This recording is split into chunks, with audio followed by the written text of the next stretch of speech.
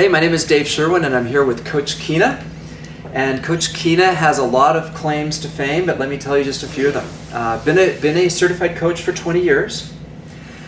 She has helped hundreds of people lose weight. Many people that come to her specifically want to lose weight. But you've also helped people to achieve national and world rankings in triathlon, including myself and 14 other people all went to Burlington, Vermont. You helped us qualify for and compete in the national championships of the Olympic distance triathlon. It was a fantastic trip. We had a riot and we competed with the best athletes in the country. That was phenomenal. And you've also helped people podium in the world championships. Yep. So thank you very much for taking the time. You're welcome. And particularly we're going to talk today to the person that's ready to change their life, that's got 30 plus pounds to lose. And particularly when we want to help them get off the yo-yo if they've been on a yo-yo. If they're going to lose weight right now, because chances are the people that's watching this is someone that's already come to us to buy a health product to help them lose weight, which is fantastic, but we want them to keep it off. Yes. And help them develop a lifestyle of keeping it off, which is the world you're in. Mm-hmm. So, first of all, let me state a couple goals and then get your feedbacks. First of all, my feeling is that each of us should be trying to have our best possible level of health. We all have limits of genetics and age, etc. But whatever our genetic age restrictions are, we should be trying to be our personal best. Absolutely. Okay? And of course, being our personal best, I don't care how old you are, or what gender you are, or what your history is, if you have to lose over 30 pounds, you're not at your best. So, could you talk to that for a minute? People come to you all the time that want to lose significant amounts of weight. Mm-hmm. And why don't you just talk to that subject for a minute in terms of they're coming to you, they want to lose a significant amount of weight. Mm-hmm. What do you say to start this person off on the right track?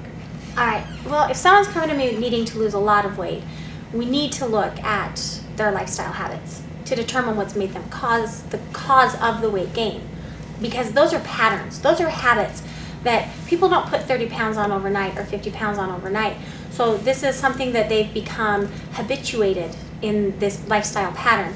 So if someone's coming in, they want to lose the weight, they've got that commitment and that energy going for that, we need to analyze what's been holding them back in the first place. Because we have to remove the obstacles. And if that obstacle is that you're a late night eater, or you're a fast food junkie that you're just out doing that, or if you have, it could be a more physical issue that people have thyroid issues or there's some sort of genetic issue going on. We need to first figure out what the roadblock is to their success.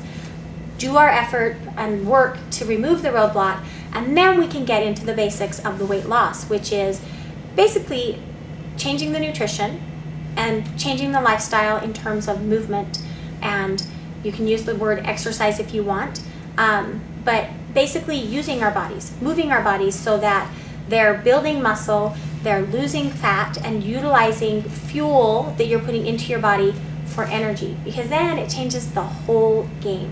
So it's kind of a two-pronged approach. You need to remove whatever the roadblocks are that are stopping you from progressing, and you have to be real honest about it, because I've had really tricky clients where they wanted to lose the weight, but when we really delved deeper, they had issues with parental abuse when they were young about the fact that they were overweight, and it was a control issue where, one of my female clients, her mom had really put that over her and had kind of emotionally abused her with food and withholding it or wanting her to lose weight. And this grown female client of mine realized 20 years after the fact, I don't want to lose weight because then my mom has won.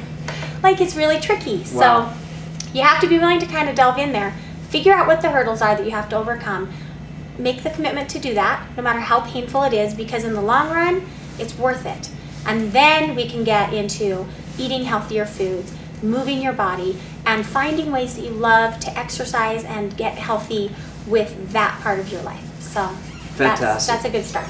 And a lot of people that come to me, and a lot of people watching this video, it's because they're ready to make a significant change and they want to make it fast. Mm-hmm. Especially those that buy HCG drops, that's a big seller for us. Mm-hmm. And that's great. And we have a lot of success stories. They lose the weight. The problem is, I don't want them to gain it back. Right. And the challenge you have mentally is sometimes when you make a quick health change, that you don't kind of compensate for, the thing you did short term isn't going to last long term.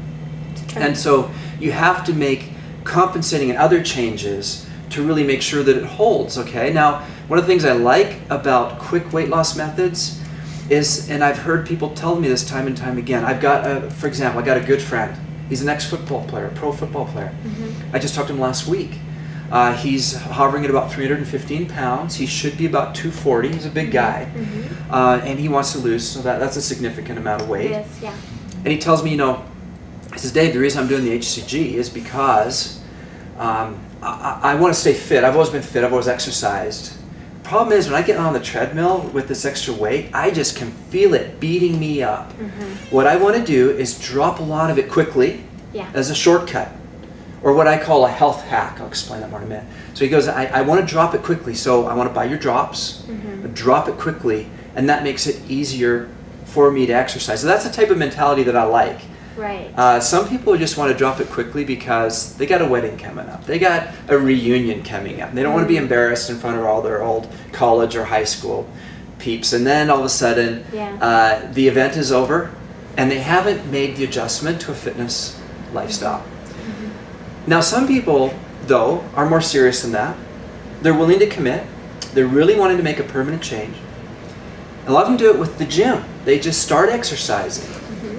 Now, would you talk about the ratio between the fitness and nutrition balance in terms of weight loss? Yeah. So most people, when they get into their decision to lose weight, are going to go out and they're going to start exercising, which is fantastic because, you want to be doing that. However, 80% is probably close to the right number. 80% of your success is what you're putting in your body.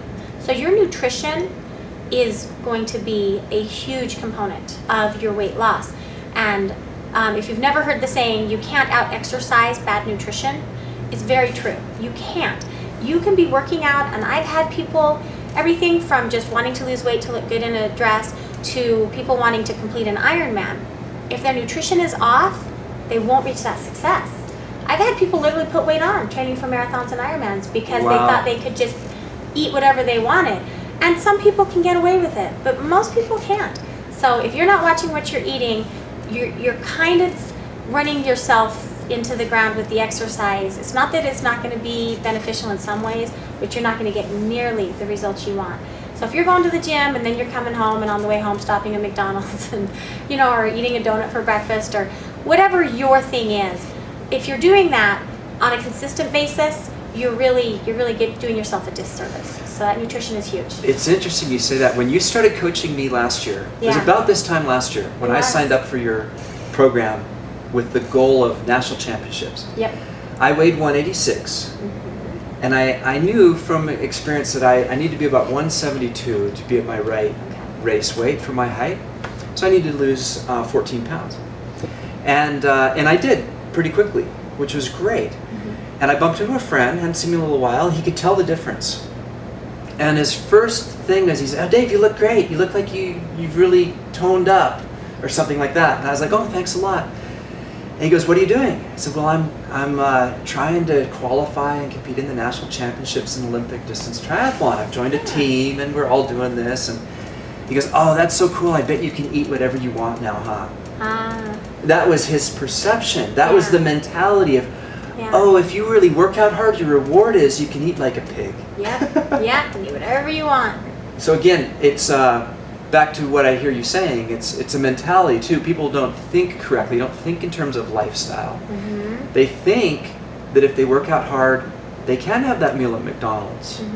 But it's not true. What did you say? It was 80% nutrition? Yeah, it really is. It's an important component of succeeding. Okay, so back to, I told you I was going to define my word hack, talk about health hacks. And to define that, I mean it in the most positive way. We see people that go to the gym over and over and over. I've been going to the gym for 20 years here in Utah. And for many of those years, I'd go to the gym, I'd exercise, but I really wasn't getting anywhere. I really wasn't improving. I was maintaining a certain level of health. But I wasn't achieving any great goals or really, thrilled with my progress.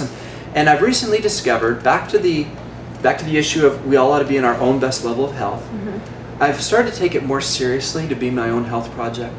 Very To not just listen to, hey, I heard that. Yeah. I heard that this. I heard Yeah. that. Because what's great for me may not be great for you.